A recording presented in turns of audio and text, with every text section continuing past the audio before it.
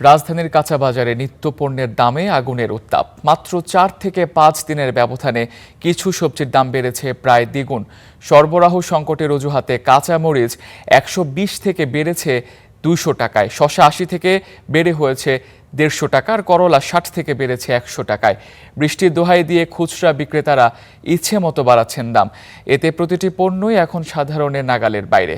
সবজির উত্তাপের মাঝে চালের বাজারও স্বস্তিদায়ক নয়। গত এক মাসে মিনিকেট থেকে নাজিরশাইল সব ধরনের চালের দাম বেড়েছে 5 থেকে 10%। এই বৃদ্ধি হঠাৎ নয়, বরং ধারাবাহিকভাবে চড়ছে দামের পারদ। আয়ের সাথে ব্যয়ের এই অসঙ্গতিতে দিশেহারা মধ্যবিত্ত নিম্ন আয়ের মানুষ। ক্রেতাদের দাবি, নিয়মিত বাজার মনিটরিং না থাকায় অসাধু ব্যবসায়ীরা এই অস্থিরতা জিইয়ে রাখছেন। দ্রুত তদারকি না বাড়ালে পরিস্থিতি আরও সংকটাপন্ন হওয়ার আশঙ্কা সংশ্লিষ্টদের। গাজর, পটল এগুলোর দাম বেশি। টমেটো এখন আগে ছিল 30 টাকা, এখন 50 টাকা হয়ে গেছে, 60 টাকা হয়ে গেছে। কালকে আপনার গতকালকে কাঁচামরিচ আনছি 300 টাকা পাল্লা, আজকে হঠাৎ যাই দিকে আরো 500 টাকা পাল্লা। গেছে সপ্তাহে এই সপ্তাহে স্যার মালের দাম, সব মালের দাম বেশি। এর মধ্যে লোক শসা আর কাঁচামরিচের দামটা সবচেয়ে বেশি। দর্শক, রাজধানীর বাজারে গত এক মাসে চালের দাম 5 থেকে 10% বেড়েছে, পাশাপাশি বিভিন্ন সবজির দামও বেড়েছে। মূলত বৃষ্টিকেই দোহাই দিচ্ছেন বিভিন্ন বিক্রেতারা। এই বিষয়ে আরো বিস্তারিত জানাতে রাজধানীর মোহাম্মদপুর থেকে যুক্ত হচ্ছেন আমাদের সহকর্মী ফাহিম ইউসুফ। ফাহিম, বাজারের কি পরিস্থিতি দেখছেন? এই বৃষ্টির অজুহাতে কোন কোন পণ্যের দাম সব থেকে বেশি বাড়িয়েছে বিক্রেতারা, এবং এই বিষয়ে ভোক্তারা কি বলছেন? ধন্যবাদ তামজিদ। আমি এখন পর্যন্ত যেটি দেখতে পেরেছি, গেল 3 থেকে 4 দিনের ব্যবধানে আমরা দেখেছি যে সবজির বাজারে যে দামের আগুন, সেই আগুনের উত্তাপ কিন্তু প্রতিদিনই বাড়ছে, এবং গতকালের তুলনায় আজ আমরা দেখতে পেয়েছি প্রায় 30% পর্যন্ত বাড়তি দাম বেড়েছে বেশ কিছু সবজির ক্ষেত্রে।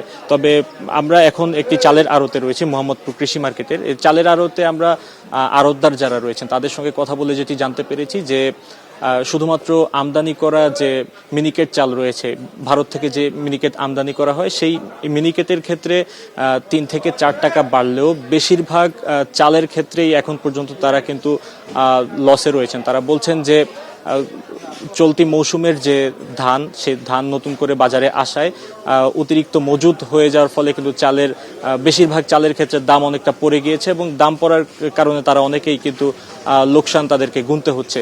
সেই অনুযায়ী আমরা বেশ কিছু আড়তদারের সঙ্গে কিছুক্ষণ আগেই কথা বলছিলাম। তারা অনেকে জানিয়েছেন যে এখন পর্যন্ত বর্তমান বাজারে যে দাম রয়েছে সে দাম অনুযায়ী তাদের কিন্তু বাড়তি লোকসান বর্তমানে গুনতে হচ্ছে। এই মুহূর্তে আমি একজন আড়তদারের সঙ্গে যদি কথা বলি, আপনি একটু জানাবেন যে বর্তমানে আসলে চালের দাম কেমন রয়েছে এবং আপনাদের বর্তমান পরিস্থিতি কেমন যাচ্ছে?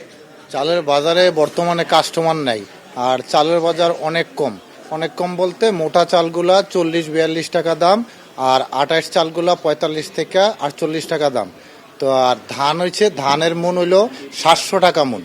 তো 700 টাকা মন যদি ধান হয় এই মুহূর্তে, কাজের লোকের প্রতিদিনের দাম হইল 1000 টাকা। তারপরে আপনার সার ওষুধ দিয়া তো কৃষক কিভাবে বাঁচবে? আর এই যে এখন কম দাম যাচ্ছে, কম দামের কারণে মজুতদাররা বিভিন্ন কোম্পানি এই ধানটা কিনে স্টক রাখে, চালটা স্টক করে। এই 3 মাস পরেই বাজারটা মনে করেন প্রতি কেজি চাউলে 10 টাকা করে বাড়ায়। তো এই অবস্থাটা তো সরকার দেখা উচিত।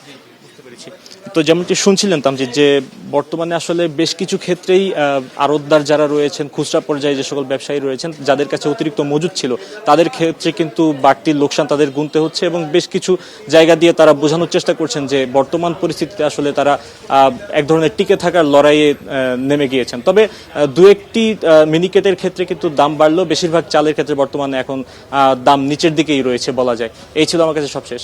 ধন্যবাদ ফাহিম।